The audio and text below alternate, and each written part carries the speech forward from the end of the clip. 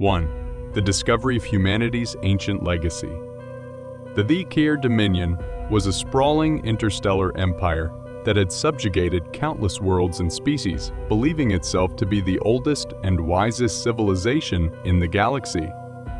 They had long theorized that they were the first species, the ones who emerged first in the cosmic timeline, and thus held the natural right to rule all lesser civilizations.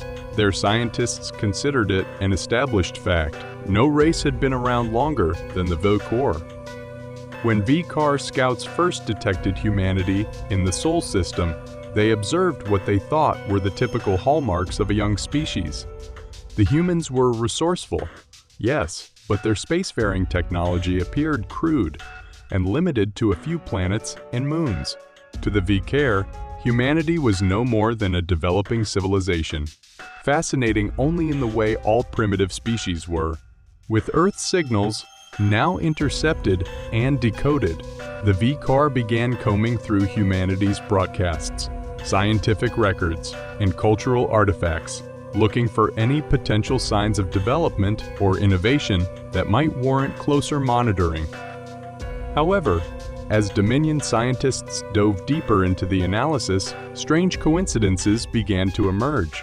Patterns in human language, art, and ancient religious symbols were eerily similar to inscriptions found on abandoned planets that the Dominion had long assumed were merely natural formations. And these weren't just faint resemblances. Some of the symbols from ancient human cultures, patterns on cave walls, hieroglyphs, and even religious artifacts, matched precisely with inscriptions on tablets and relics excavated from planets light years away. A few Vikar historians started to grow anxious, proposing that these patterns were too distinct to be coincidental. Some dared to wonder if humanity might have somehow encountered remnants of ancient Vikor culture in its distant past. But this theory was dismissed almost immediately. The Vikar Dominion had never reached Earth before. As far as they knew, no one had. This left only one haunting possibility. The humans themselves were somehow connected to these relics and ruins. Driven by mounting unease, Dominion scientists accessed every archive of lost or ruined civilizations across their empire, trying to make sense of what they were seeing. It was then that they stumbled upon something that shocked even the most skeptical among them: ancient star maps found in both human and Vikor archaeological sites, pointing to coordinates deep within unexplored space. These maps appeared to be centuries, even millennia old, clearly predating the rise of the Dominion itself. How could humans possess knowledge of places even the Vikor had not fully mapped? Their inquiries grew desperate as they dug through the remnants of human mythology and folklore, uncovering tales of a great fall, an ancient catastrophe in human history that spoke of gods descending, civilizations crumbling, and a return to darkness. More and more, it seemed as though humans were recounting events that had happened across the galaxy, events they shouldn't have been aware of. The Vikar Dominion, which once believed it had nothing to fear from humanity, began to realize that humanity was not a young species to be studied and subjugated. Instead, they were a species with a lost legacy, one that might predate the Vikor themselves. In a hushed, fearful whisper, one Vikor scientist said what no one dared to say aloud: "We are not the first. They are."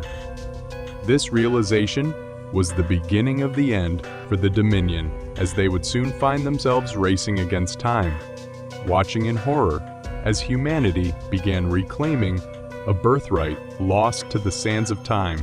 2. Uneasy first contact and humanity's bold response.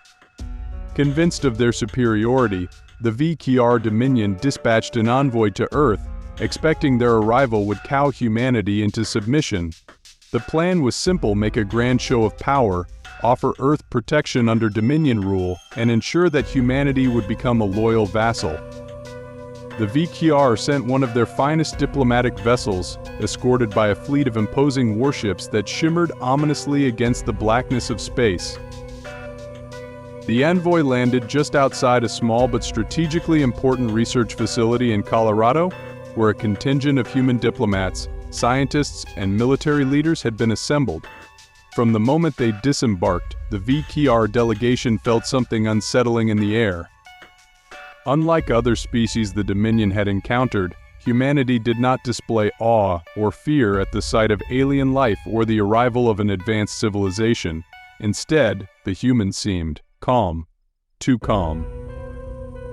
The leader of the VQR delegation, Ambassador K. Thal, assumed this was simply a matter of human ignorance. They couldn't grasp the full power and authority of the Dominion. Confidently, he presented the Dominion's offer in a speech extolling the benefits of protection, technology, and enlightenment.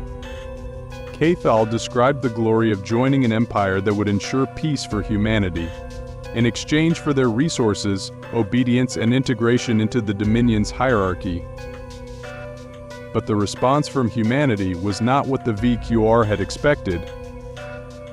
The leader of the human delegation, a silver-haired diplomat with piercing eyes named General Thomas Caldwell, listened carefully to Cathal's speech, barely moving as he absorbed the words. When Cathal finished, Caldwell gave a slight nod and leaned forward, his voice calm but filled with something the VQR could only describe as confidence bordering on defiance. Ambassador Caldwell began, "We appreciate the offer, but it seems you misunderstand us. We are not a young, vulnerable species in need of protection." He gestured to a screen behind him, and images of ancient human artifacts filled the air. Stone carvings, hieroglyphs, and ancient texts appeared, each one bearing symbols and patterns nearly identical to those the VQR had found on ruined worlds and forgotten civilizations across the galaxy. "Our scientists have found relics and inscriptions that predate the history of your Dominion," Caldwell continued. "In fact, some of these star maps, discovered in caves on Earth, pinpoint coordinates of planets light years away, planets we have no record of visiting in recent history." The VQR delegation shifted uneasily, their confidence starting to erode. Caldwell's words hit like a cold wind. The human diplomat wasn't just rejecting their offer, he was suggesting that humanity had a much older connection to the galaxy than the VQR could have imagined. Caldwell went on to present translations of ancient human myths and stories that spoke of cosmic wars, cataclysms, and distant colonies that had existed before humanity's fall into a primitive age.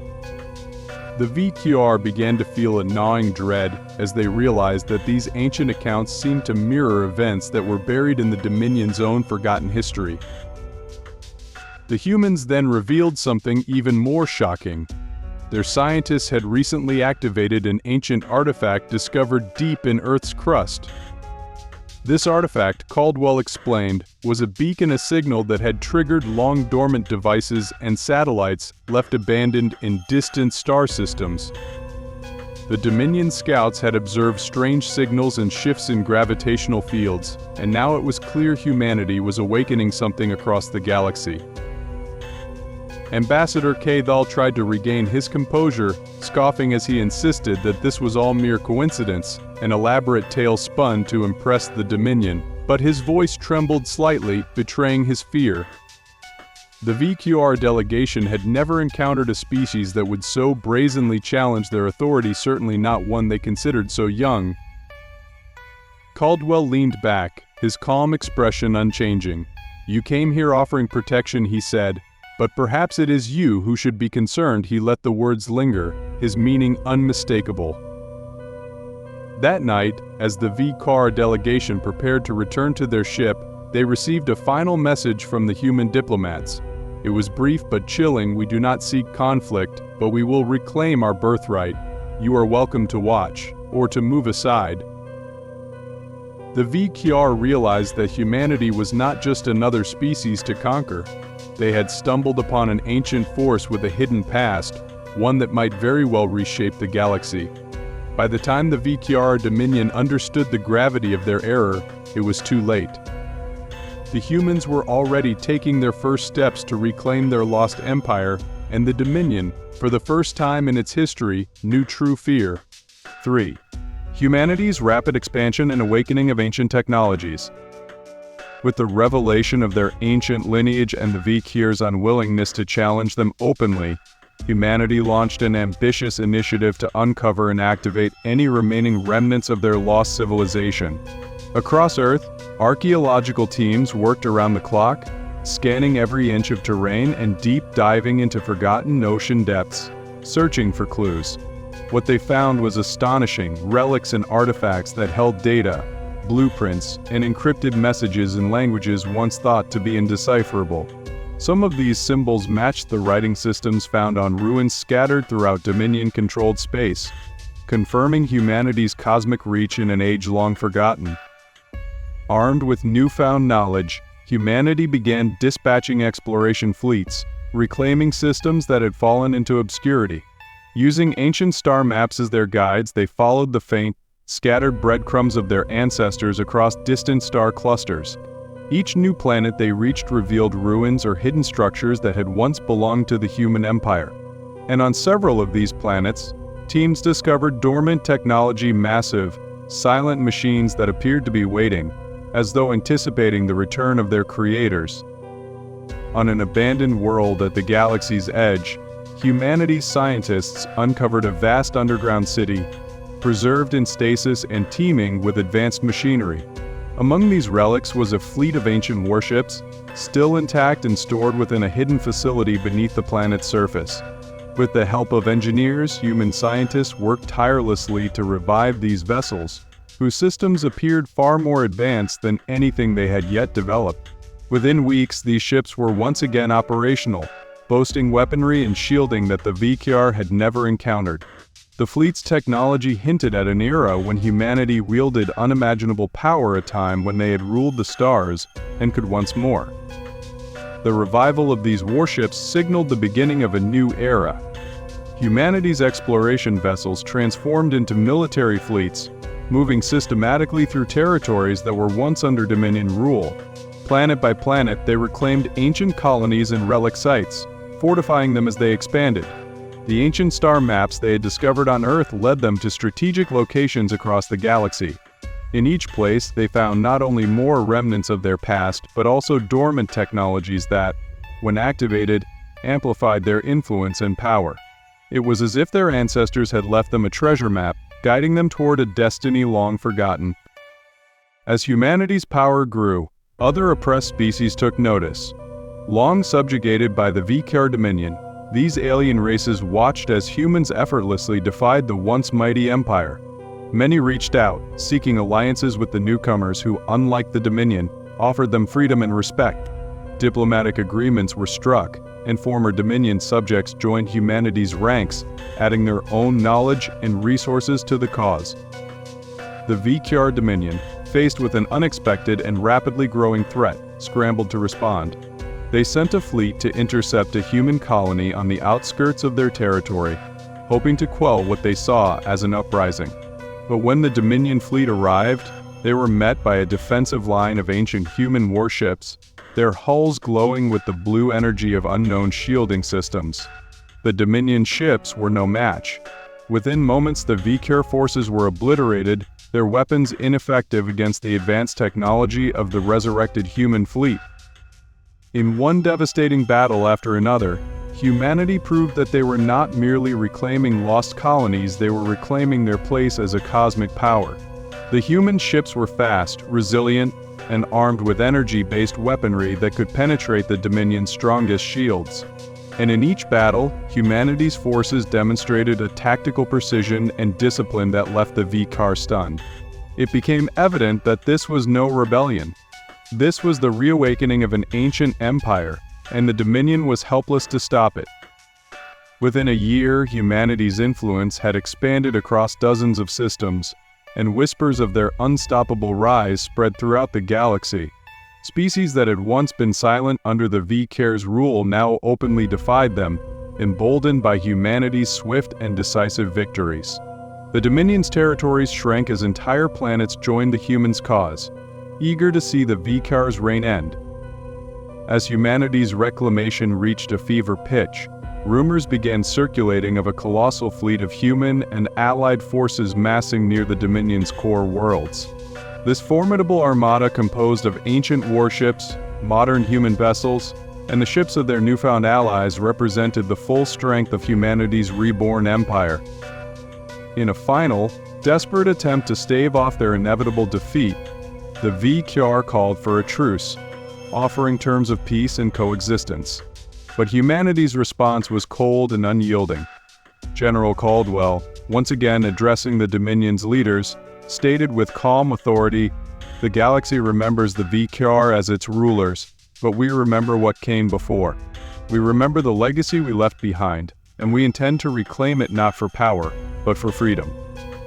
As humanity's fleets prepared to advance on the Dominion's homeworlds, the VQR realized their place in history had been irrevocably altered. The galaxy would no longer know them as its rulers, but as the ones who stood in the way of the original elder species, who had returned to lead once again. In their arrogance, the VQR had failed to recognize the truth until it was too late. Humanity was not a young, naive species, but a powerful empire reborn, reclaiming its birthright one star at a time. 4. The revelation and the fall of the VQR Dominion. The final battle came sooner than anyone had expected. As humanity's fleets expanded their reach, the VQR Dominion scrambled to hold onto the galaxy it had once ruled, unchallenged. For centuries, they had seen themselves as the supreme power in the galaxy, an empire forged in the fires of ancient wars, and yet, they had overlooked a critical truth. A truth that, until now, had only been whispered about by a few forgotten historians in the deepest corners of their archives. Humanity was not new to the stars. They were the original elder species, the forgotten architects of an ancient interstellar empire that had been lost to the passage of time. The VQR leaders convened in their grand citadel, a towering structure on their homeworld that had withstood the test of time and war. They were now confronted with the undeniable evidence of their empire's decline, not because of an external threat, but because of the return of a power they had never fully understood. The human fleet, now a sprawling force made up of warships powered by rediscovered ancient technologies, approached their homeworld. Each ship was a silent, glowing testament to humanity's resurgence, and with it, the inescapable truth the Dominion had failed to grasp the full scope of the force they were facing. General Caldwell, aboard the flagship Elder's Wrath, sent a message to the Dominion's ruling council demanding their surrender. He offered them no terms of coexistence. There would be no mercy, no appeasement. The time for negotiations had passed. Humanity had waited too long, had suffered for too many centuries in the shadow of other empires. Now, they would reclaim the galaxy as their own, and nothing would stand in their way.